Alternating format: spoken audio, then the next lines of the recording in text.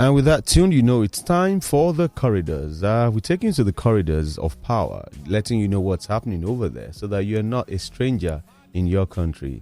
How are activities going on? How do these activities affect you? Who are the people in charge? What are they doing? That is what we do on the corridors. But today, Immanuel Odeyemi will not be joining me. He might join me later on, but there's been a bit of glitches. So I'll be, driving or piloting the show on my own for now. Hopefully he joins before the end of the program. So once again, we say welcome to the corridors today. And today we're having a discussion. We're having an analysis of education. But when we talk education is so broad. We often talk about the curriculum. We often talk about so many things around that. But beyond that, when you get the curriculum right, when you have the best of teachers, what about the environment where they study? Who's in charge of that? How does that work? Today, we have the pleasure of the chairman of the Special Committee on Rehabilitation of Public Schools in the person of Mr. Hakeem Smith. He's joining us in the studios to let us know how safe our kids are and how comfortable they are in our public schools right here in Lagos. Good morning, sir, and welcome to the show. Good morning. Thank you for having me. All right, great. So, you being the chairman of the Special Committee on Rehabilitation of Public Schools, let's get to know you first of all. Who is Mr. Hakeem Smith? Thank you very much, Mr. Hakeem. Mr. Hakeem Smith is just anyway. I'm a registered quantity surveyor, and also project manager. I have been doing this. I've been in the private sector for almost 3 decades. Wow. I've been involved in quite a number of land and sizable projects within Lagos, outside Lagos, and outside Nigeria.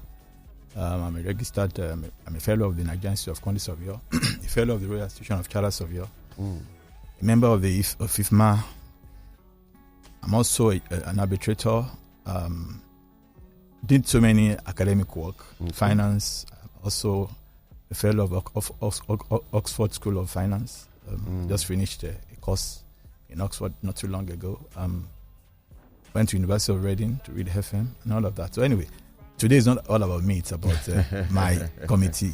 Yeah. But Mr. Hakeem Smith is an industry practitioner, construction industry practitioner. Okay. So I think I have the knowledge and competencies in the sector that Mr. Governor has put me. Thank you. Okay. All right, great. It's good we speak about this because this, did I say mantra or a chant that our leaders, they know they go school. That's where they know they do the right thing. Go abroad, you see how educated they are. So it's good to let them know that you're educated and not so that I won't be held to account that I'm marketing you. We're doing this so that we can query him that in spite of all this education, if you find flaws, we can ask him why that is happening. But let's get into the thank you the interaction just today. Thank you. All right. So now looking at schools, really, what is the scope of your committee? Yeah, thank you very much. First and foremost, let me just tell you from inauguration, I think after the election of Mr. Governor, yes, just about 5-6 months into the regime of Mr. Governor Babajide Sanwo-Olu. Okay. I mean, I haven't gone around himself. He felt it was necessary for him to bring back SCRPS, Special Committee on Rehabilitation of Public Schools. Apparently, this committee had existed before. During the time of the great leader Shiwaju, and then also continued by Governor Fashola. But somehow last regime before Mr. Sanwo-Olu's regime, it was scrapped, put under an agency. So they felt the need to bring it back because they realized that the state of the schools generally were in a very, very bad state, very, very deplorable state, and going around, you need to see it yourself. It's quite disheartening to see what had happened to our schools. And you wonder if students or children and people actually going to these schools. So we inaugurated in November 2019, and thereafter some of our terms of reference included going around, looking at the schools, looking at the state of the schools, and ensuring that they are properly put into standards the state that they ought to be. I mean, we have the responsibility to go around, check for needs justification for the schools. I mean, if you go to some schools that had inadequate classrooms, you need to give them more classrooms. Okay. Inadequate furniture, you need to give them adequate furniture. And you speak with the users to know what they actually need. Then we run the contracts. The Lagos State also have public procurement agency that are saddled with having the database of contractors and ensuring contractors are compliant and are able to work with the states. So we work with them, we work with the Ministry of Budget. We work with education because we are also a part of it, because we are dealing with the schools for education in ministry. So we definitely work with them to ensure that what we do is what they want. And they are being used by their pupil and students and our students. So that's what at terms of reference, basically, just in a nutshell, that's what it covers. Okay. So we run contracts and we ensure monitoring of the schools from start to completion, because that's what is very, very key. I mean, projects have for so many reasons, projects can start and you find out that they're abandoned. So monitoring is very, very key, and you can't monitor what is not properly conceived. So we ensure that the conception of projects are properly done. So it makes monitoring easier, because right from appointing the right contractors, making sure the designs are good, and ensuring that you give them the right specifications, then you can now monitor, give them adequate program, give them adequate funding, then you can monitor the project to completion. And to the glory of God, we've been able to do quite substantially when ensuring delivery of some of the projects by the grace of God and the support of the governor, I must confess. Because there's no way you could actually be successful in whatever you are doing as an agency if you don't have the support of the governor. And I can tell you very, very clearly, without any error that the governor has supported the agency greatly, and we are happy to be part of this regime. All right, okay. Great. And having said that, I'm tempted to jump the gun here, because you made mention of the public procurement agency, PPA, right? Yeah. And one will wonder that such agencies are often riddled with bureaucracy. How do you manage the bureaucracy? Because coming from a private sector, I can imagine how you work. How do you manage that bureaucracy? Yeah, thank you very much. That's a good question. The bureaucracy for me, it's not out of this world. I mean, governance is to ensure accountability, credibility. And in order to do that, you must make sure that they put all of these things in place. Not people call it bureaucracy, but however I see, rather than call it bureaucracy, I see it as a checkpoints for you to ensure that things are done properly. Pre my public sector days, I would say it's bureaucracy. When you come into the system and you see some of this, you see that there are checkpoints to ensure that things are properly done. So I don't call them bureaucracy. Just like when you have an auditor come to audit you, people say auditors, they've come, but I don't see them. I don't see it as such. I see them as our friends, because they are coming to audit your processes to see what you do. If there are shortfalls that you need to improve on, they tell you how to go about it. So once you take them as a friend, then you won't have problems with them. So the same with PPA. Bureaucracies are there to help us to ensure that we appoint the right contractors. So the bad contractors is in their database. They would have make sure that they are already blacklisted. So if you go and get a contractor you don't have a track record of, then you could be in trouble. So, but they have database. They have contractors they work with. There are certain things that they must comply with, registration and all of that they must do, and making sure that they have the right equipment and they have the financial capacity and capability to be able to do the work. So they keep a database of this. When you say you are registered, a Lagos State registered contractor, it's because they have found you worthy to work with Lagos State. Thank you. Okay, interesting.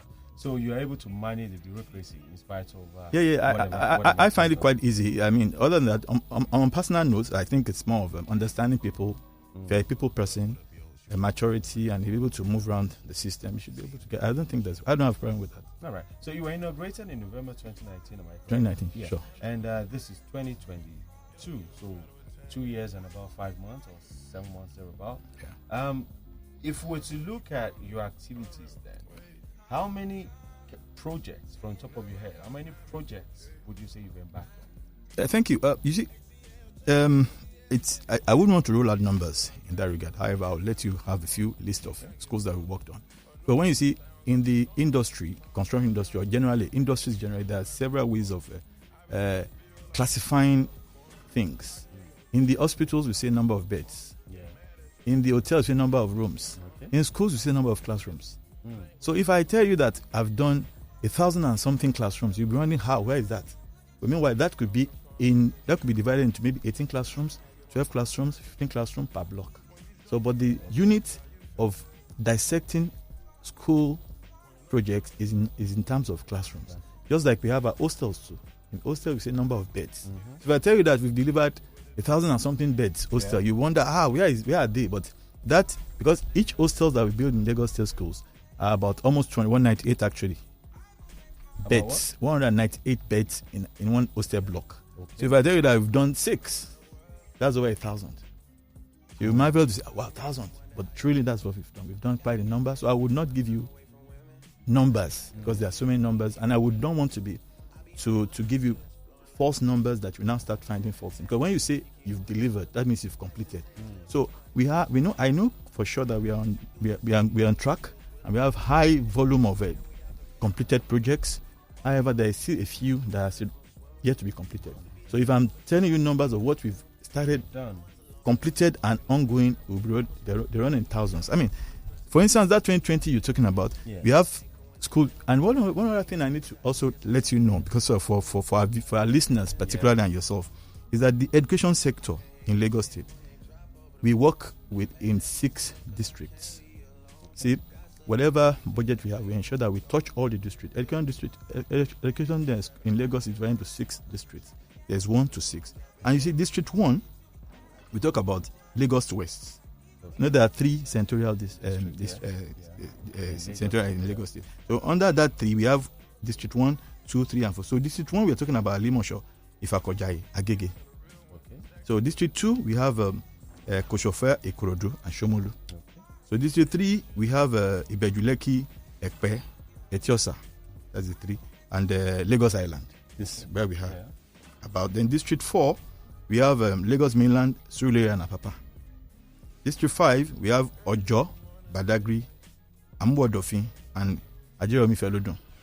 That's broad. Yeah. Then District 6, we have Ikeja, Mushin, and Oshodi Solo. Okay. So these are the 6 districts. So what we do is to ensure that whatever project we are doing, make sure we have a spread.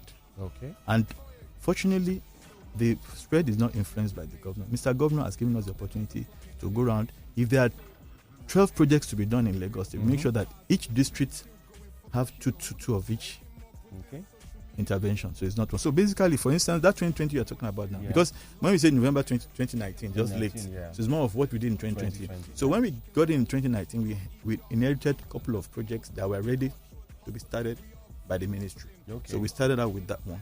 So we made sure that all of that were done, and we did a few of reviews on that thing that we inherited, and went and hit the ground running. Yeah. So for instance, that 2020 projects mainly are like, okay, we don't work in Alagbado, for instance. Okay. School going on. Akiton, that's in Surulere. Elemoro is also there. St. Joseph is there. Elemoro is that school, I don't know if you saw it, that had a beautiful football track. Okay. Field and track and stand that we had at Elemoro. It's a new school that we just did there. That was commissioned late last year, I think. Then we have St. Joseph, that's finished, is Mushin. We have Igondo, Alimosho. We have Ojota, Oworo in Bariga, Igbokuta, Ajumoni in Mushin. Okay. We have Ijayi, Baptist, Nagegi, Festac School, Girls Academy, Sangros. That one is ongoing because of some issues that we have there. That's what I'm saying. Festac, which one did you work on? Festac, we have a school in Festac. Okay. It's ongoing. It's almost completed. We have 18 classroom in Festac. Is it a new school or renovation? No, it's not a renovation. There are about 4 or 5 interventions that we're going to. I'll get into that. Yeah. Those are new classroom blocks. These are schools that we've gone to that we know that needed additional classrooms. So when we go, what we do is to do a needs justification. When you say you need a school, we come to your school. We get your statistics, the number of students in the school. Then we know the number. We have what we call the student classroom ratio. Once you exceed that ratio, we know that you need extra classrooms. So we go in to design a school that suits your requirements. So those are new classroom blocks. Then there are some areas that we have new schools. A place like Elemoro is a new school. Okay. So then we met the ballet in that area, the king in that area, the ruler in that area. He wrote to the governor that they wanted the school. Mr. Governor graciously approved the construction of the school. What we now did was to go there to know the feeds, because they had no secondary school, but they have about 11 primary schools that were supposed to feed that school. Unfortunately, when they finish primary school, they now go far away for their secondary school. So it was necessary for them to have a school. And that's why Mr. Governor has graciously approved that. And we went ahead to build the school. So we built a new school, beautiful 18 classroom, having 12 standard classrooms, and have other classrooms, like laboratories, and other like home economics, ICT, library, blah, and all that. We're going to get into that because I'm just wondering myself that, when you say you do, first of all, the name indicates rehabilitation. So I was going to ask you, do you put up new structures or do you just work on old ones and make it good? But like you said, you give us details of the extent, the scope of what you do, the 5 areas. But before I do that, my colleague has just joined me, Immanuel Odeyemi. Immanuel, welcome to the show. A very good morning to you, and very nice to have Mr. Hakeem Smith join us on the corridors. I don't know what Kayode has told you, but he called me his colleague, but I'd like to inform you that I'm his senior colleague. So we thought we should put that in perspective. No argument, you're my senior colleague. Very nice to have you, Mr. Smith, on the show. Nice meeting you. Yes. All right. So, before you join, I'm sure you've listened in. We've just had more of an introduction, getting to know what they've done between 2019 and 2022. He's spoken a bit about himself. He's spoken a bit about the scope, but we're just getting into the details of the matter. You want to come in now? What I heard in the last 2 minutes or thereabouts is more than an introduction. That's quite some detail. And let me just quickly say that it's good to hear that such work has been done, but it's our duty to ask the right questions so that people can put some perspective to the work that you do, and if possible, probably influence some more to be done so that all our people everywhere they are in the States can also benefit from the good work that your committee is doing. That's it. So that's to you, sir. And having said that, let me throw this in, then you pick it up from there while answering this. Now, you spoke about, Mr. Hakeem Smith, you spoke about the fact that school blocks are measured by classrooms, or school projects are measured by classroom. But I'm just wondering that, a couple of questions in one. When you put up such a structure for a school, do you only focus on the classrooms? And in the classrooms, for example, what is the limit, the maximum capacity that you work with? Is it just build a school, put chairs there for as many students as possible? Do you have a limit? That's one. Two, do you consider other structures like, should I say, sporting activities, arts and entertainment, other areas that are socio-developmental or socio-educative, structures that might be needed in the school? What really does it entail? And while answering that, it would be nice to talk about the 5 areas as well. I think thank you very much. Nice question. I think there are 3 questions you've asked me now. Yes. I'll take the last first so that we can get an understanding of what we do before I go into the size of the classrooms and the basis of sizing it that way, and also the third question which talks about extracurricular activities. Exactly. So now, what I'm saying, we have about we are involved with renovation, like you said. Our staff said rehabilitation. Okay, let me talk about that. Rehabilitation means that you go to a school.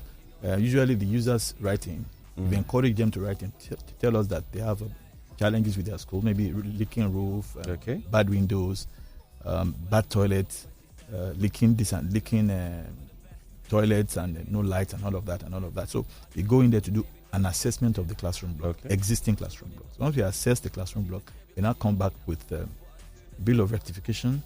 That's what we go into contract with. We have a list of contractors, they tender for the jobs, and they get the job. They start the work. They're mobilized to start the work. That's rehabilitation. That is scope rehabilitation, which happens in either secondary or primary school, depending on the one that has requested for it. That's rehab. Then we now build new classroom blocks. Now, that also stems from the fact that when you go to some schools, the users right to say they have a ratio of about maybe 80 students, 100 students in a classroom. Definitely, you know that classroom is not conducive. And the learning is done when the environment must be conducive, at least, for them to really assimilate well. Yeah. So such schools that have such ratio, student classroom ratio, we have to make sure we improve on that. So that school needs an extra classroom. But even if the classroom block they are talking about is even leaking or bad or thereabout, haven't even rehabilitated that classroom, the school needs an extra block to supplement what they have so that the school environment and the students can learn well. Yes. Because learning is about, other than the curriculum, like you said, when you're introducing, the work environment is also inspiring. It inspires, it motivates, it enhances learning better. So the environment is also key in learning. So that's news. So I've mentioned two now, rehabilitation, I've mentioned new classroom block and the need for a new classroom block. Okay. We also go into what I call new schools. Okay. Like the Elemoro school, we have about 3 or 4 that. We have Elemoro that's completed, is a new school. We have Oriokuta in Ikorodu is a new school. Okay. We have Okyodo is a new school. What we have in Vetland is more or less a new school, but when we get there, we'll talk about it. Okay, so, all right. So we hope we can get there before we close. So that's the third one. The fourth one is when we talk about emergency interventions. Currently, now, for instance, we're in the rainy season. When it rains like this, I can't sleep.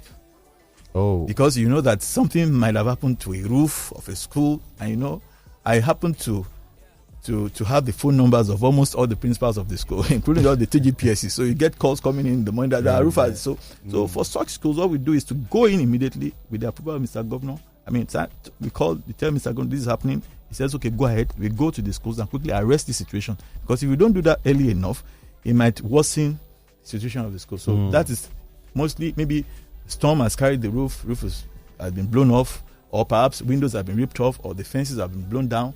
So you have to go in and so they had that emergency intervention. That's number 4. Number 5, we've not talked about the furniture. We have furnitures that we are providing for schools. Okay, so it's not just the classroom. You have to give them furnitures because there's no point if you do a good, beautiful classroom and you can't sit on the floor. So we do furnitures for them, and we redesigned the furniture in Lagos State to make sure that it's good enough for ergonomics, because we found out that what we had before was such that you sit down, you bend backward, and it could affect your back. So the design we've done now, which we did a lot of stakeholders involvement, we had a meeting, the review, and all of that. Looking at the specification of the material, looking at the way the seats are designed, is such that it's a better ergonomic furniture for schools. Although dual furniture we do, and it's a composite whereby the chair and the desk are linked together. So you have it as a composite. And we also make sure that they are flexible. You can carry them. So they're quite light. Not very heavy. Not too heavy to carry. However, we did not fix them permanently. Okay. So we still create that flexibility in the classrooms. Flexibility. So that when for any reason you want to do something else in the classroom, you could move them in and out. And the doors we have for the classrooms are such that you could actually take them in and out. Or while they're waiting for an emergency intervention, maybe a roof is suddenly leaking. You can clear and now do what you have to do. So those are the 5 interventions that we do. That's clear on that. Then you talked about the classroom. Like I said, what we're working with now is about 50 students per classroom. Okay. 50 per classroom. So what we've done is that we ensure that we have a classroom that has about 25 dual furnitures that would seat 50 students max. I make sure that they're adequately spaced, and which is comes from design, specifically design that we've done for these classrooms. For the classrooms. Okay. Then we talked about other things that we do, extracurricular activities. Yeah, I must tell you that Mr. Governor is so particular about that, and that's why almost all the schools that we are doing now, he insists that we must ensure that we have this extracurriculum. Football pitches, even the places that cannot take a standard football 5 aside or 8 aside. Yeah, we do multi-purpose courts where you could actually do basketball, tennis, and all that. So we are doing a few of it. If you go around, one is just completed at Vetland, a multi-purpose court.